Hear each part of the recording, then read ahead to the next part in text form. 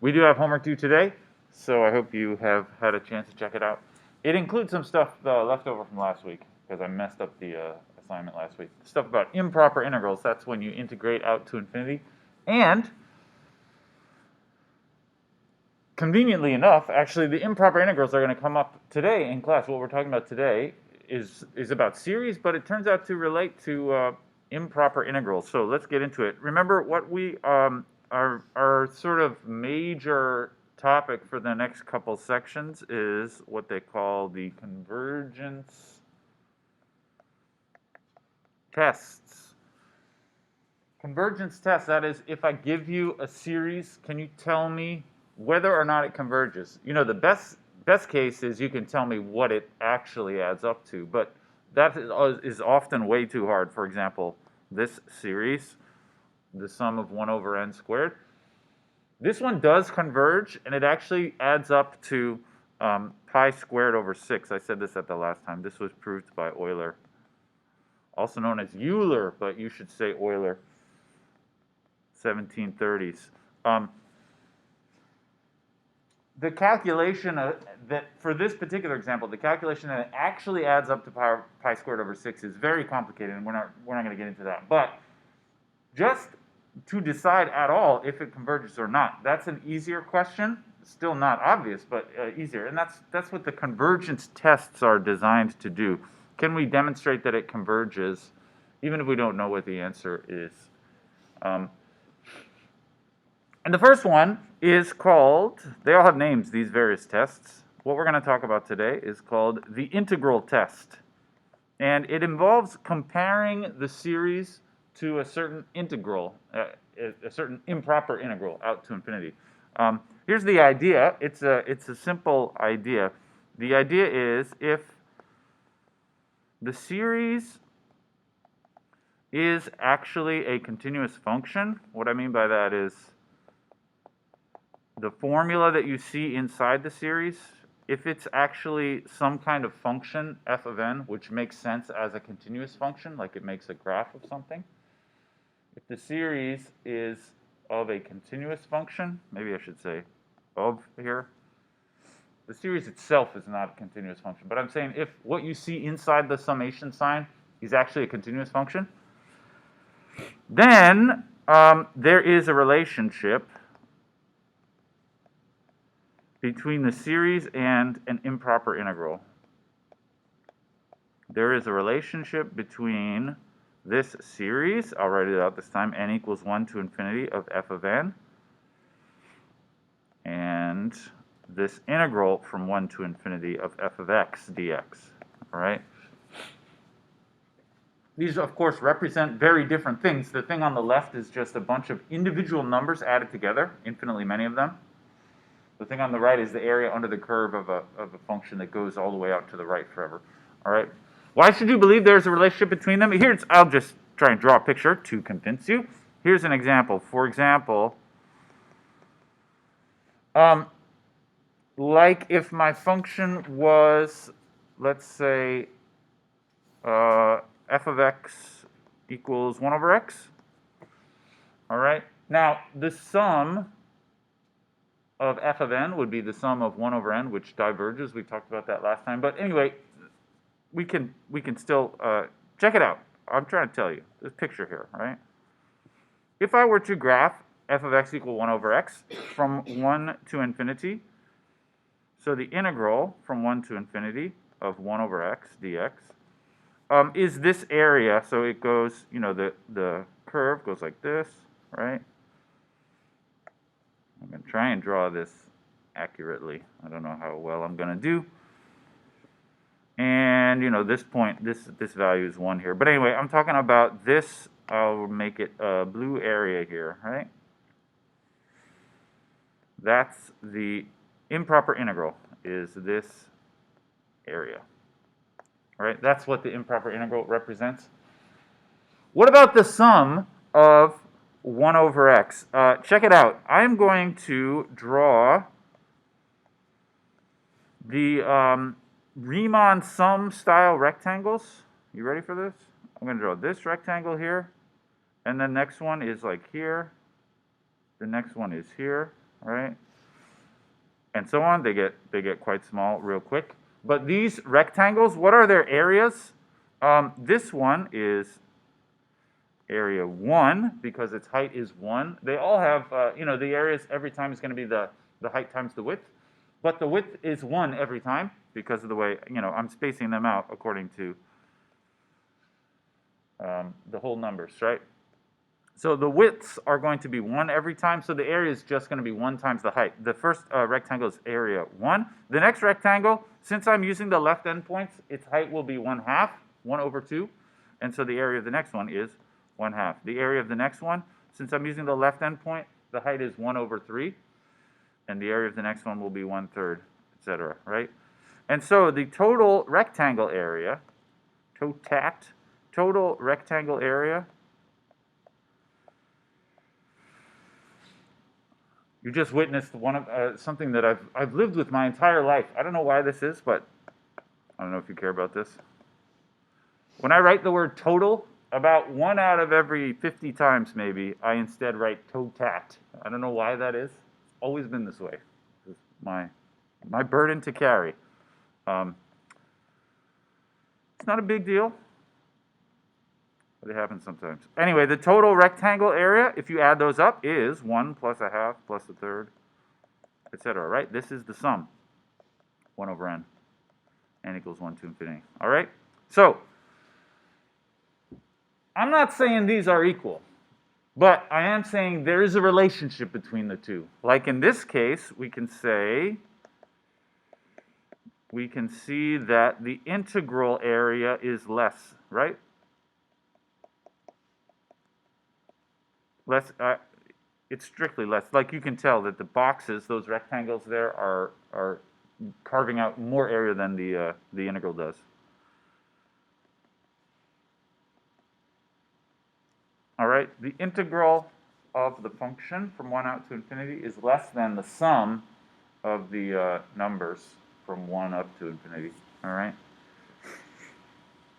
They're definitely not equal, although in this particular example, both of those things diverge. But what I'm saying, I suppose, how you should interpret that less than sign. Sorry, the screen is kind of blurry, isn't it? I'm going to try and plug my hard wire in, although I've tried that in the past and it usually doesn't do much, but let's see. I don't know if it's going to get any better. Sorry about that. I hope that you can tell what I'm saying. The total rectangle area is related to the area under the curve. That's all I'm saying. All right. They are not equal, but there is a relationship. Now, what I said here is that the integral is less than the series, right? That's because you can tell on this picture, the rectangles there are like overhanging. They are hanging outside the true area measured by the integral.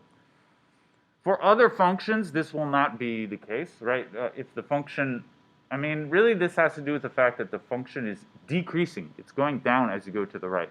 That's what makes the rectangles hang over and give you extra area. So actually this is true in general. When f is decreasing, remember that means that the curve goes down as you are moving to the right. We will have, this will always be true, the integral 1 to infinity of f of x dx will be less than or equal. Now they could be equal in this case. In the example we did, there definitely was some overhang, but anyway, less than or equal to the sum n equals 1 to infinity f of n. Right? When the function is decreasing, then the integral is always going to be smaller than the series.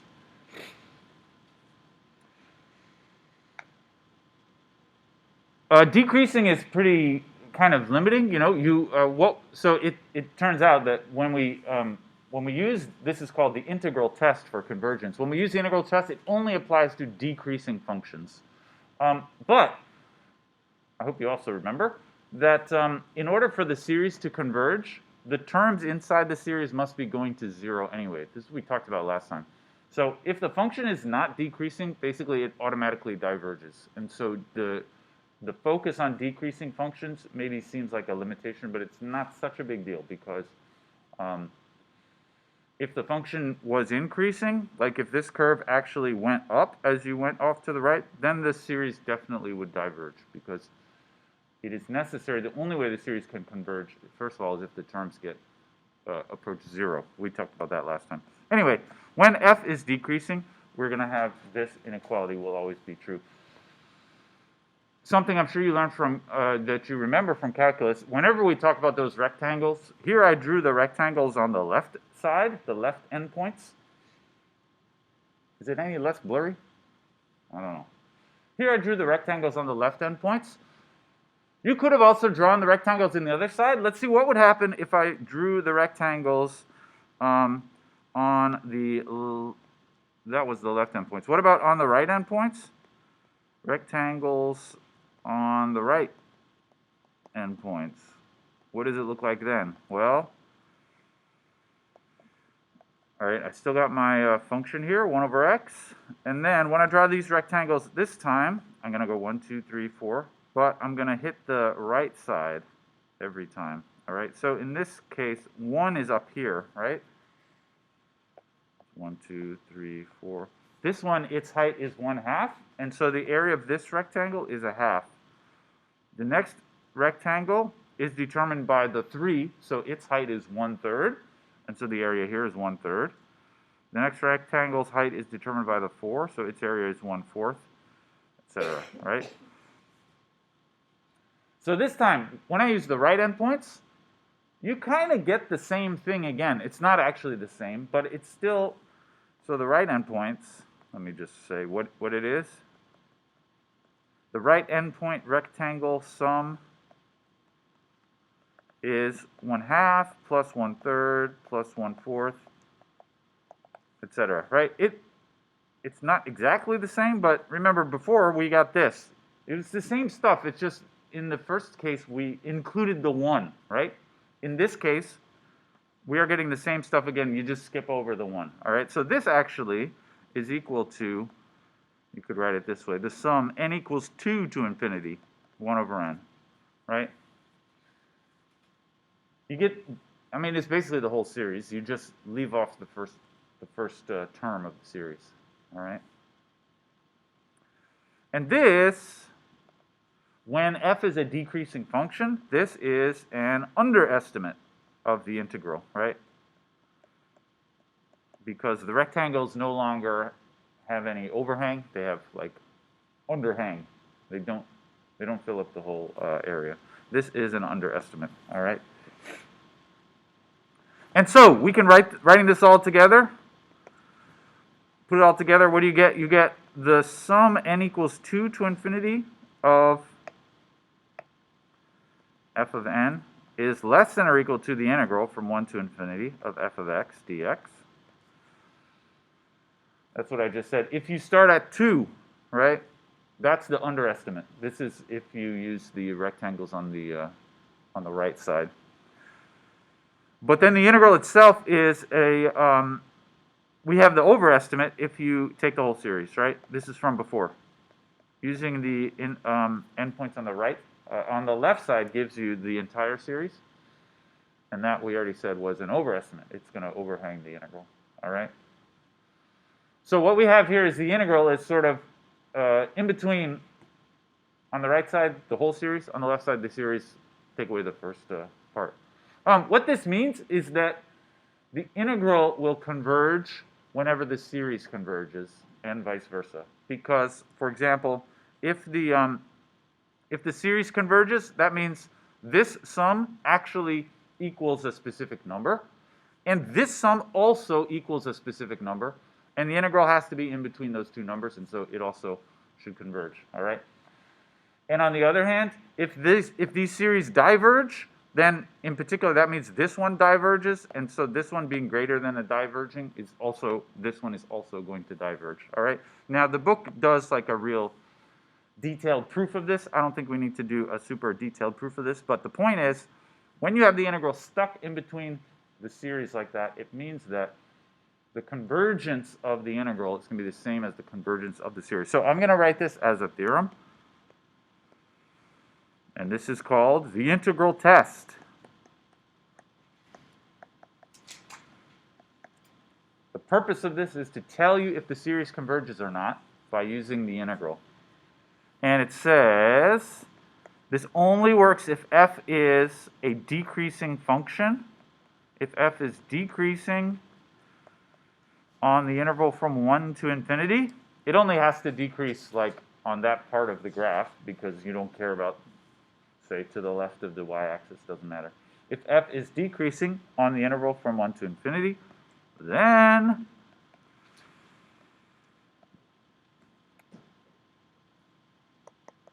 if the integral from 1 to infinity f of x dx diverges,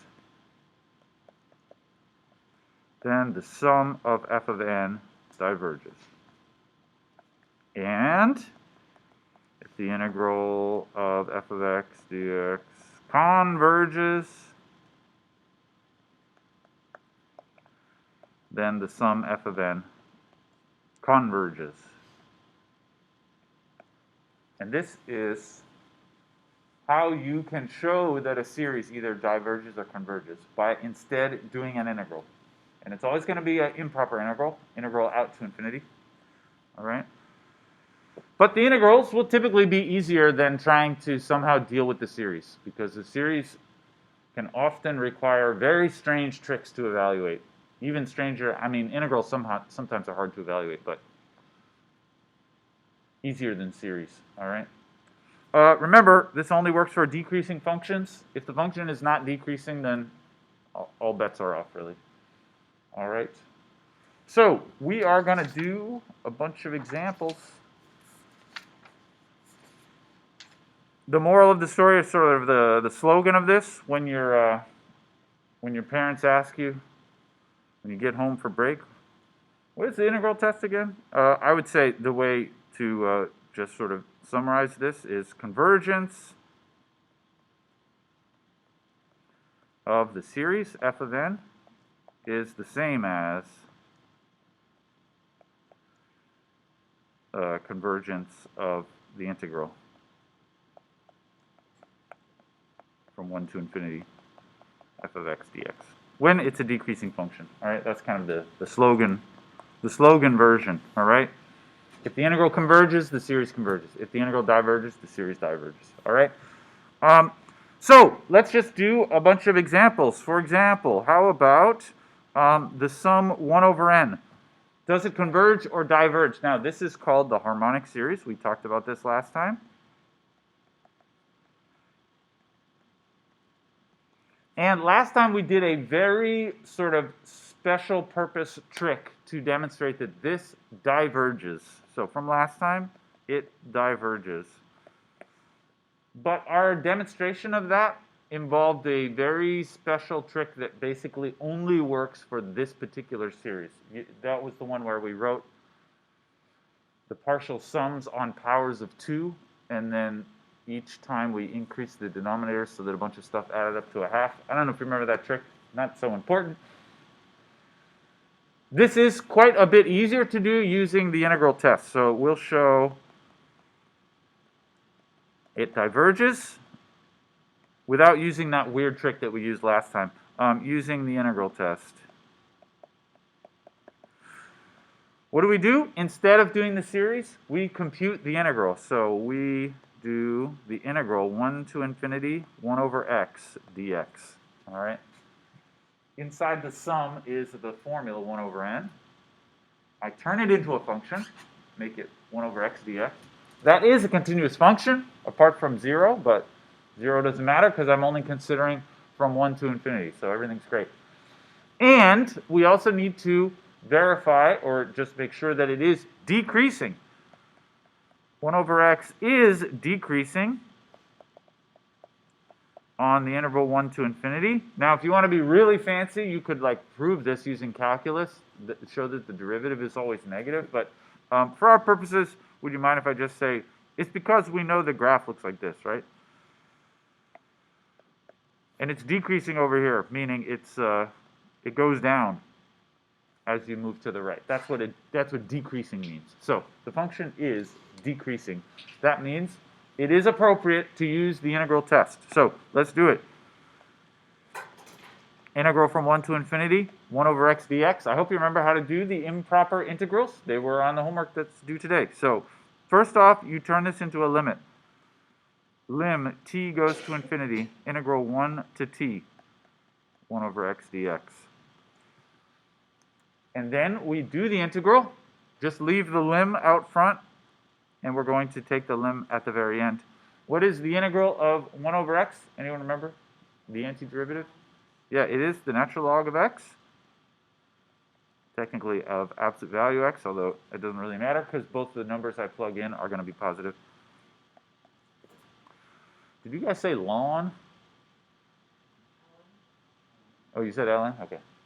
Kind of like I thought you said lawn. I hear that I think in Canada they say lawn. Some people say lawn. Makes me kind of uncomfortable. I don't like to say lawn, but it's all right. That's how you want to play it. So I plug the numbers in. I get ln t minus ln of 1. All right. Natural log of 1 is 0. That's just a fact about the natural logs. What is the lim as t goes to infinity? So this just amounts to ln of t. For this, you have to maybe remember what the graph of the natural log looks like. Does it actually approach a particular value when you go out to the right forever, or does it, say, diverge? Anyone remember?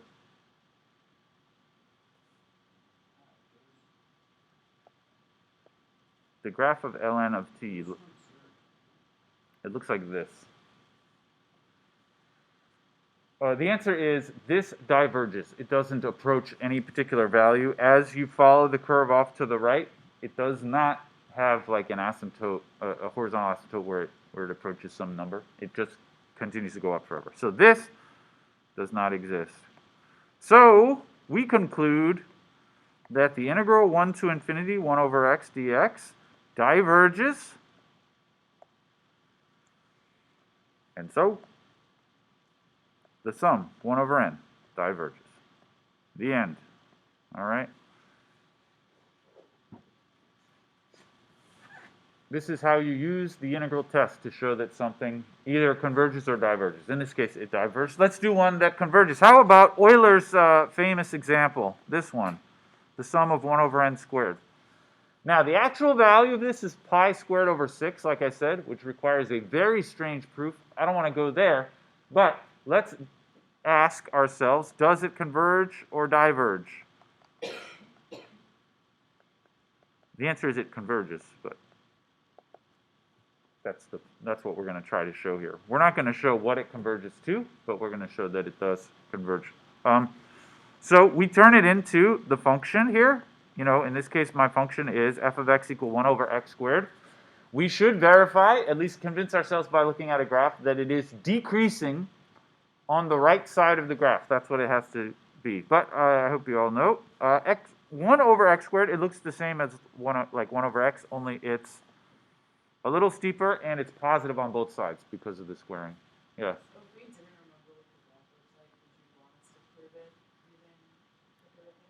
No.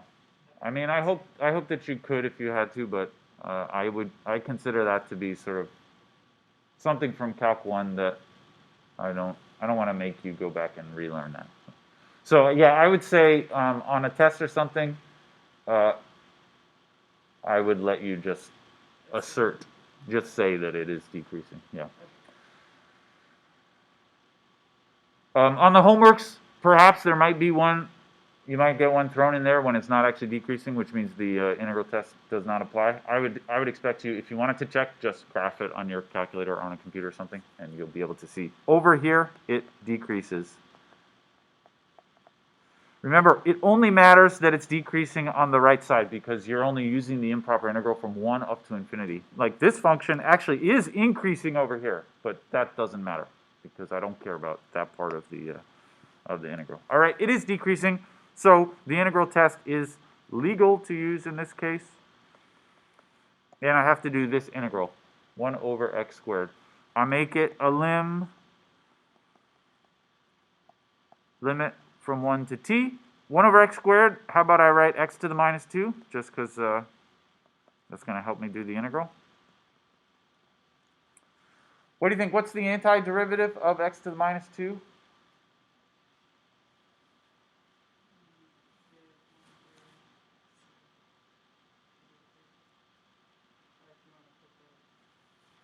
Maybe it's not that. I think you did something like more like the derivative. We should be increasing the exponent by 1. Yeah, so it becomes x to the minus 1, and then you divide by minus 1, same as just putting a minus sign in front of it. Great. And then we're going to plug in 1 to t. Okay. Lim t goes to infinity. We got minus t to the minus 1 minus negative 1 to the minus 1. This is,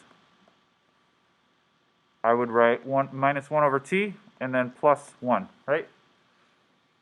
We take the limit as t goes to infinity. The 1 over t becomes 0, and the 1 remains as the answer. So the answer is 1. All right? So that means, so the integral here converges.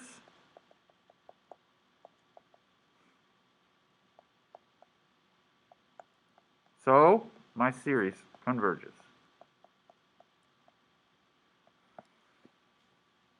All right, that's it. We have demonstrated that the series converges. Now, I will just remind you, we don't know what it actually adds up to. The series, the value of the series is not, in particular, don't fool yourself. It is not equal to this number 1, which was the answer of the integral.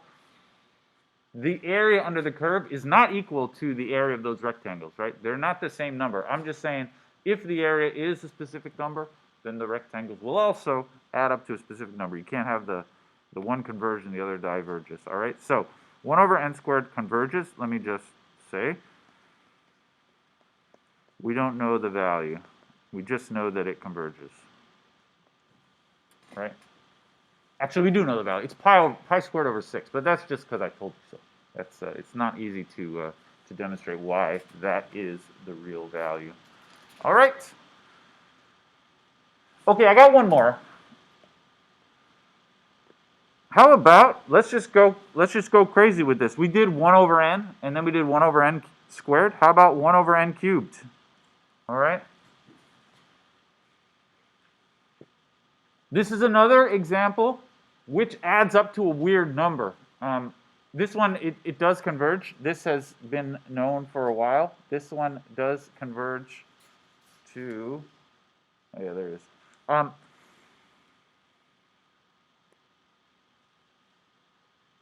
don't know if Euler studied this one or not. This one requires like totally different tricks to evaluate the answer. And in fact, this converges. Well, I'll tell you about the actual answer after a while. Let's just try to answer the same question first of all. Does it converge using the integral test? All right.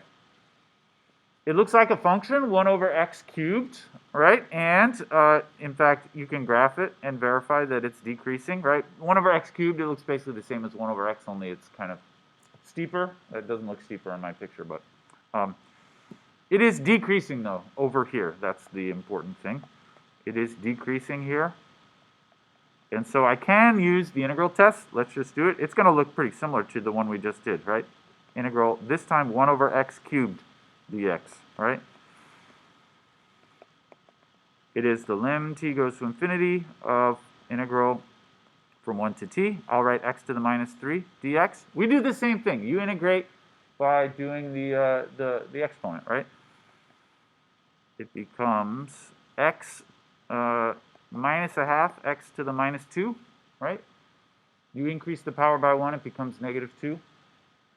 And then you divide by negative 2. Plugging in 1 to t. I go still lim here. T goes to infinity. Minus a half t to the negative 2 minus a half 1 to the negative 2. This is minus a half times 1 over t squared minus, I guess, plus a half, right?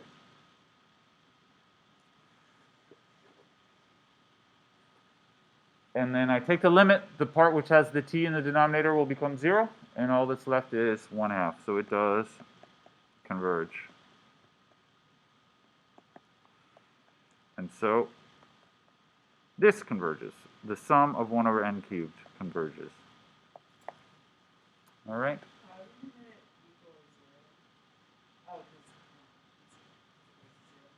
Yeah, this first part becomes 0, and then you have the 1/2 left over. Yep. But the fact that this answer here is 1/2 doesn't tell you anything about the value of the integral, right? All you know is that it converges. It does converge to something. That's all you know. In fact, this was worked out. Actually, this sum 1 over n cubed converges to some number, and I think it's like 1.6 something something. But actually, strange but true fact, this number that it converges to, it has a name. It's called Apéry's constant. And there is no known formula for this number in terms of cute other constants like pi's or e's or anything like that. This number is just some other weird number that is not expressible, at least not in any way that anybody has ever discovered. This is not known how to express in terms of pi or e or whatever else.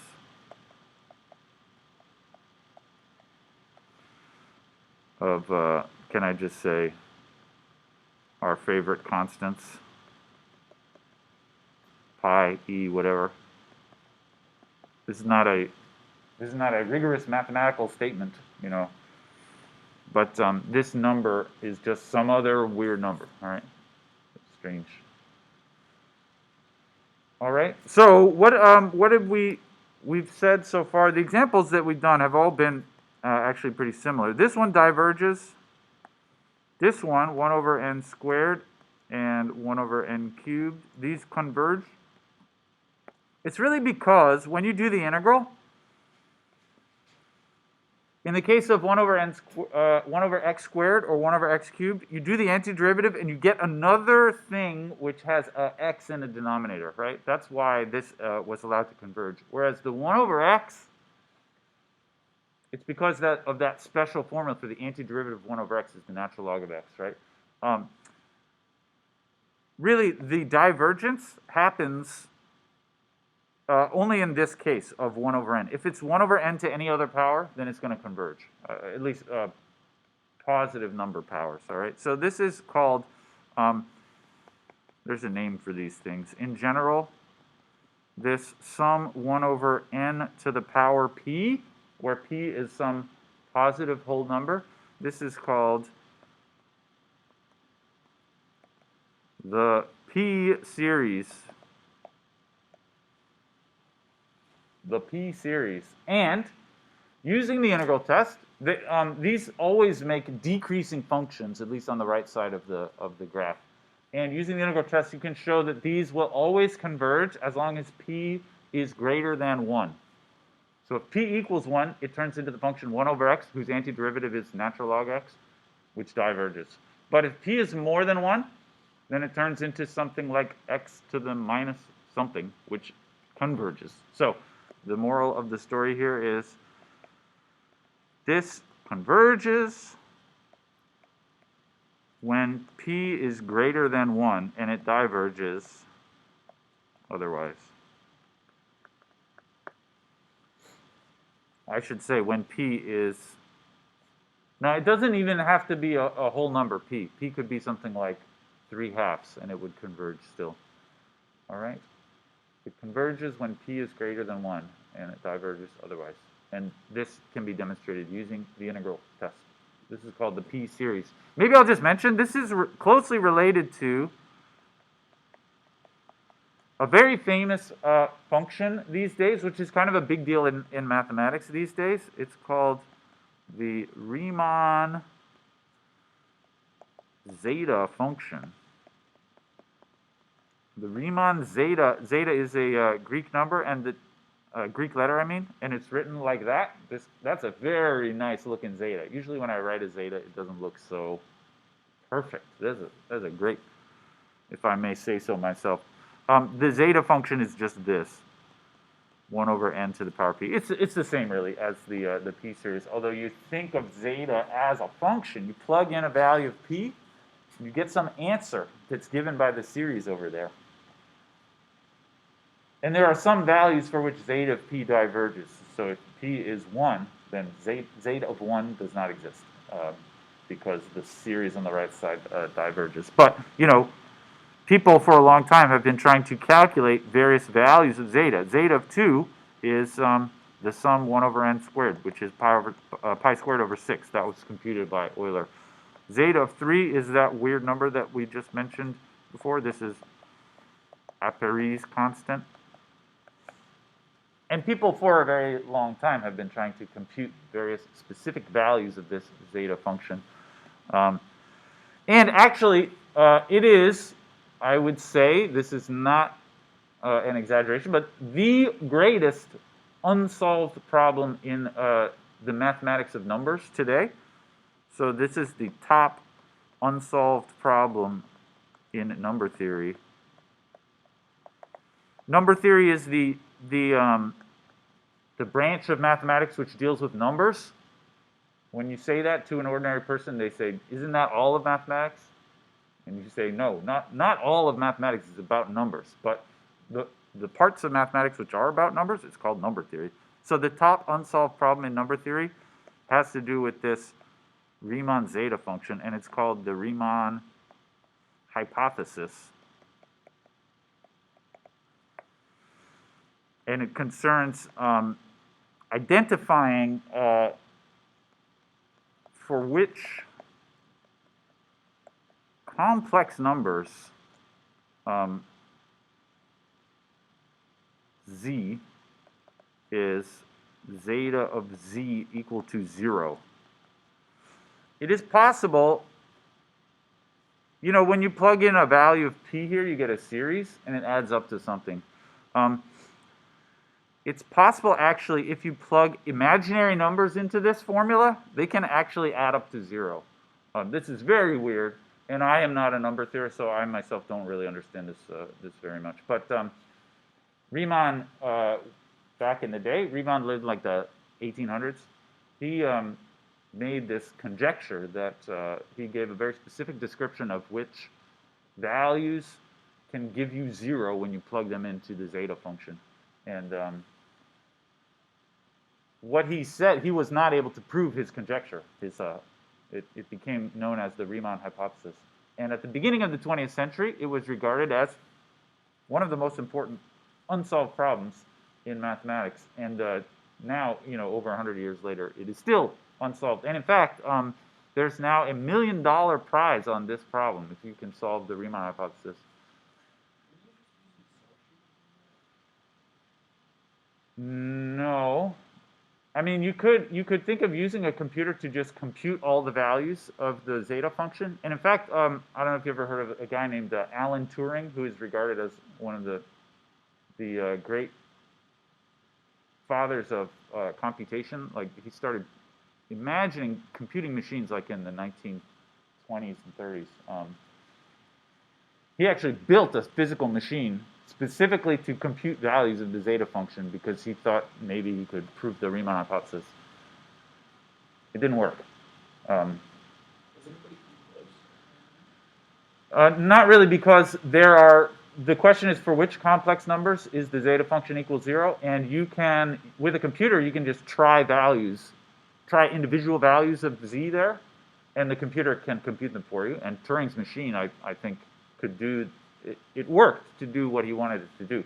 But even if you compute 1 million values of z, that's not good enough. You have to mathematically demonstrate that that you have figured out all of them. And it's already known that there are infinitely many z's which satisfy this formula.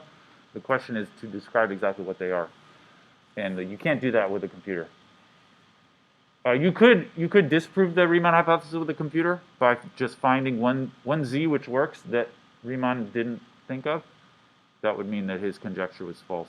And I think that's really what Turing was hoping to do with his machine, to find a counterexample. But it's my sense that nobody in their right mind actually thinks that the Riemann hypothesis is false. Everybody thinks that it's true. It's just nobody can prove it. You get $1 million, though.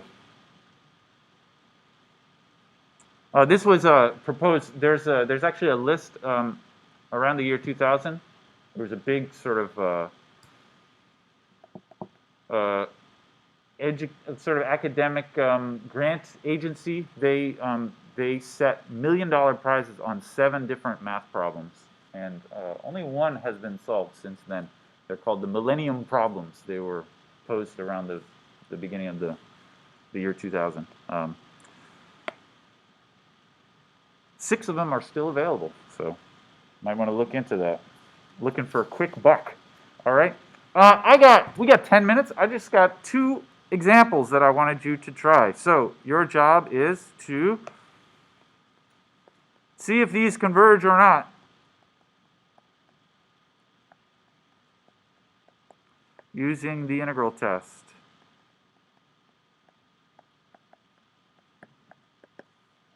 Here we go. How about n plus 1 over n to the 5? That's series. The series e to the minus 3n. And how about n plus 1 over n squared? See what you think. I don't know if 9 minutes is enough time to do those. We'll try at least.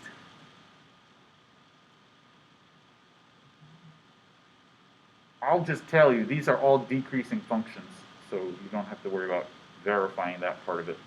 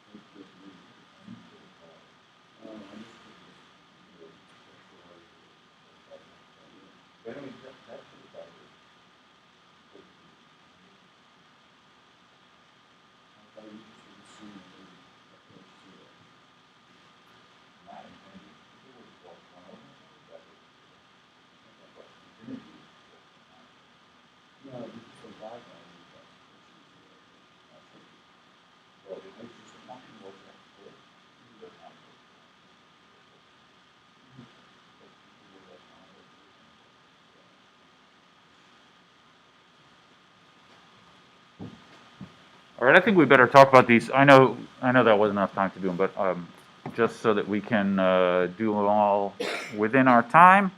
And yeah, so this first one here, you have to do sort of a simple trick to do the integral.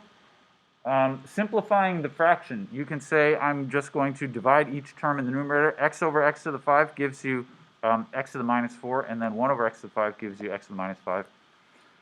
Another way you could say that is I move the x to the 5 up and write it as x to the minus 5, and then distribute, and I get that. Anyway, when I do the integral then, this becomes, I'm going to make it into a t as always. 1 negative a third x to the minus 3 plus negative a fifth x to the minus 5, and then I plug in 1 and t, right? I plug the t in.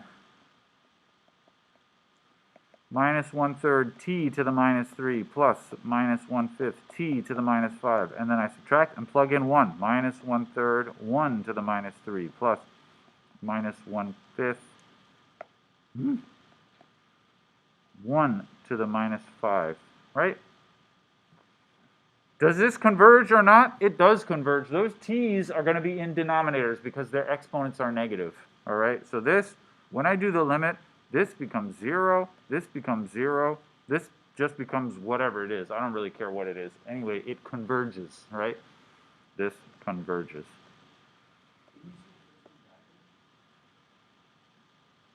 It converges. I was trying to say on your paper, the way you did it, it would have diverged because your exponents were positive. Right? It's basically when you're plugging this in, when the exponents here are negative, that means that these parts are going to become 0. All right. Great. The last one actually is very similar. Maybe we could do the last one, and then the middle one is slightly different. This one, you do the same trick to do the integral, right? You go x plus 1 over x squared dx. This time, when I do that simplification of the inside, I end up with x to the minus 1 plus x to the minus 2, right? You divide each term in the numerator. So the first one is x over x squared, which is x to the minus 1, and then 1 over x squared, which is x to the minus 2. Sorry, the screen has gone blurry again. And then this will be lim t goes to infinity, x to the minus 1 plus x to the minus 2, plugging in 1 and t. When I do the, integral still. I didn't do the integral yet. When I do the integral, the x to the minus 1 becomes a log. Minus, and then x to the minus 2 becomes minus x to the minus 1. Plugging in 1 and t. But the log is going to cause it to diverge, right? When I plug t in to the log, it's not t, it's x there. I'm trying to go too fast here because I know it's time to go. When I plug the t in here, the log of t is going to diverge, just like in the example that we did a while ago. So this is going to be lim t goes to infinity, ln of t minus, I guess plus t to the negative 1, and then subtract ln of 1 minus, or plus 1 to the negative 1. All right? This diverges because of that part. This part goes to 0, and then this equals 1, I guess. But when part of it diverges and the rest converges, that means the whole thing diverges. So that one, sum n plus 1 over n squared, diverges. All right? And I think just because it's time to go, we'll leave it at that. Can I just tell you, this one here, this converges. See if you can work this out on your own. That one converges. But we're out of time. All right. Thank you for your attention. I hope you all have a great break. And I'll see you on the flip side. Yep.